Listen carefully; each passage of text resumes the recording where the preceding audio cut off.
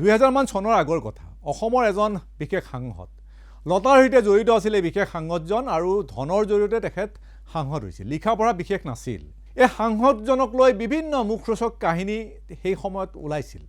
কিছু সঁচা কিছু মিছা তেনে এটা কাহিনী আজি মই আপোনালোকক ক'ব ওলাইছো এবাৰ সমষ্টিৰ এখন কলেজত এক বিশেষ অনুষ্ঠানত তেখেতক মুখ্য অতিথি হিচাপে নিমন্ত্ৰণ কৰা হ'ল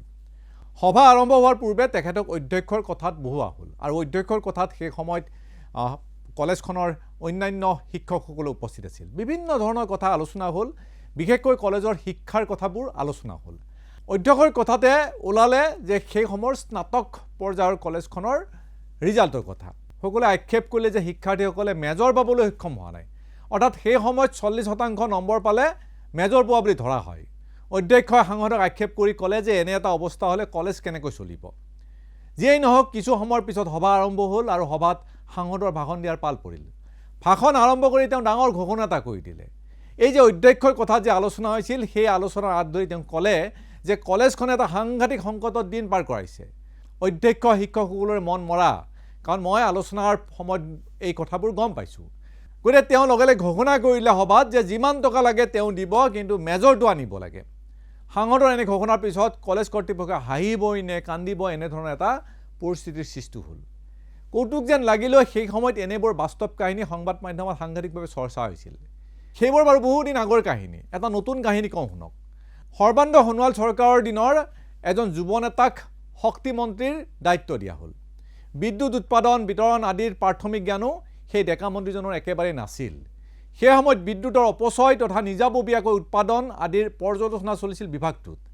আটাইতকৈ ডাঙৰ সমস্যাটো আছিল যে বিদ্যুৎ সৰবৰাহত হোৱা সাংঘাতিক অপচয় বহু পুৰণি বিদ্যুতৰ তাৰসমূহ এই অপচয়ৰ মূল কাৰণ আছিল গতিকে মন্ত্ৰীৰ সৈতে শীৰ্ষ পৰ্যায়ৰ আলোচনা চলে আৰু সেই আলোচনাত প্ৰস্তাৱ দিয়া হ'ল যে বিদ্যুতৰ অপচয় হ্ৰাস কৰিব হ'লে যি পুৰণিকলীয়া তাৰসমূহ আছে তাৰসমূহ সম্পূৰ্ণভাৱে সলনি কৰিব লাগিব বিদ্যুতৰ তাৰ সলনি কৰিব লাগিব খুঁটাসমূহ সলনি কৰিব লাগিব কিন্তু এই কামৰ বাবে বৃহৎ ধনৰ প্ৰয়োজন হ'ব গতিকে মন্ত্ৰীক এই প্ৰস্তাৱ আগবঢ়ালে বিশেষজ্ঞ বিষয়াসকলে আৰু উত্তৰলৈ বাট চালে মন্ত্ৰীও সৰ্বজনতা হৈ উত্তৰ দিলে যে শুনক সকলো কথা আপোনালোকৰ মতে নচলিব বৰ্তমানৰ চৰকাৰ আগৰ দৰে নহয় খৰচ কমাব লাগিব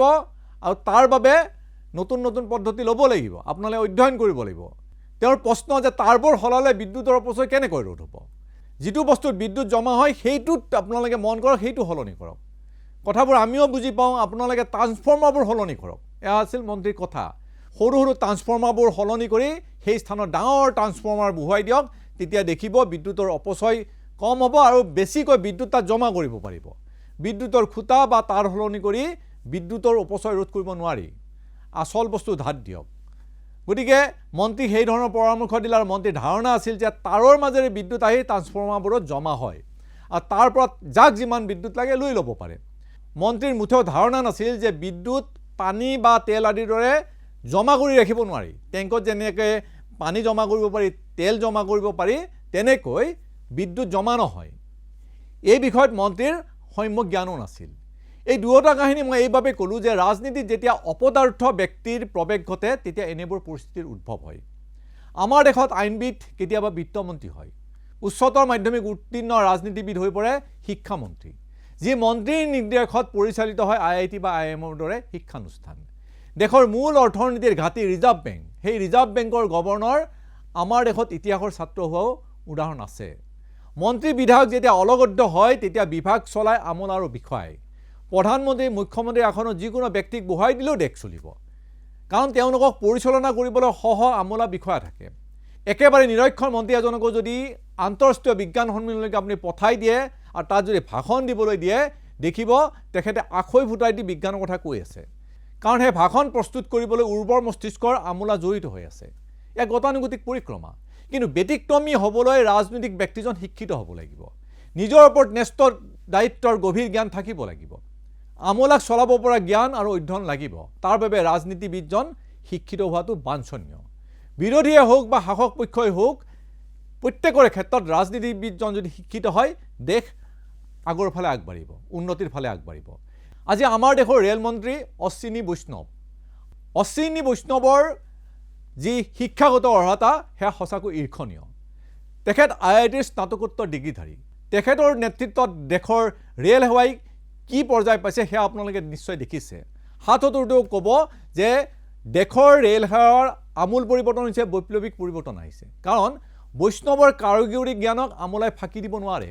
বহু দূৰলৈ বৈষ্ণৱে পৰিকল্পনা কৰিব পাৰে সঠিকভাৱে, কাৰণ তেখেতে IITৰ পৰা স্নাতক ডিগ্ৰীধাৰী আৰু তেখেতৰ সেই জ্ঞান, কাৰিকৰী জ্ঞান আছে।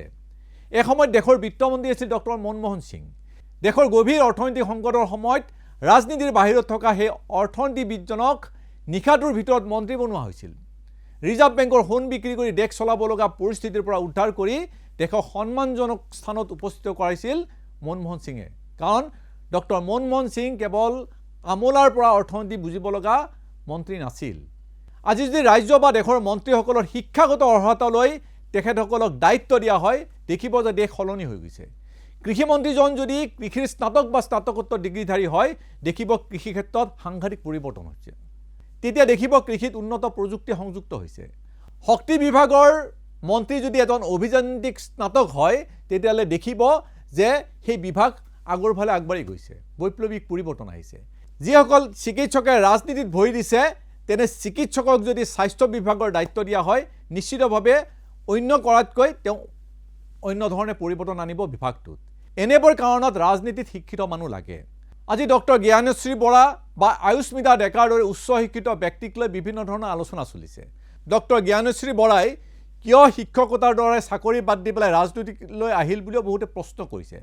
বহুতৰ কথা যে শিক্ষকতা কৰিও দেশ সেৱা কৰিব পাৰি, নিশ্চিতভাৱে পাৰি। কিন্তু দেশ এখন চলাবৰ বাবে বা ৰাজ্য এখন চলাবৰ বাবে শিক্ষিত লোকৰ প্ৰয়োজন আছে। সেয়া ডক্টৰ জ্ঞানশ্ৰী বৰাই হওক বা আয়ুস্মিতা ডেকাৰ দৰে উচ্চ শিক্ষিত যুৱচামেই হওক, ৰাজনীতিত এনেবোৰ ব্যক্তিৰ দৰকাৰ আছে। কাৰণ এইসকল ব্যক্তিয়ে দেশৰ ৰাজনীতিৰ পৰিৱৰ্তন কৰিব পাৰে। সেয়া আমি ভাবোঁ উচ্চ শিক্ষিত ব্যক্তিসকলে ৰাজনীতিৰ পথাৰত ভৰি দিব লাগে, ৰাজনীতিৰ আমূল পৰিৱৰ্তন কৰাৰ কাৰণে। এনেই আমি ৰাজনীতিবিদক গালি পাৰি থাকিলে নহ'ব। তাৰ কাৰণে উচ্চ শিক্ষিত লোকসকল আগবাঢ়ি আহিব লাগিব আৰু সকলোৱে তেওঁলোকক আগবঢ়াই দিব লাগিব। সমালোচনা কৰাতকৈ ৰাজনীতিলৈ অহাত সেইসকল লোকক, সেয়া বিৰোধীৰ ক্ষেত্ৰতে হওক বা চৰকাৰী পক্ষৰ ক্ষেত্ৰতে হওক, যিসকল উচ্চ শিক্ষিত নতুন যুৱচাম ৰাজনীতিৰ পথাৰত ভৰি দিবলৈ ওলাইছে, তেওঁলোকক স্বাগতম জনাব লাগে। তেহে দেশে এটা নতুন দিশ লাভ কৰিব। ধন্যবাদ।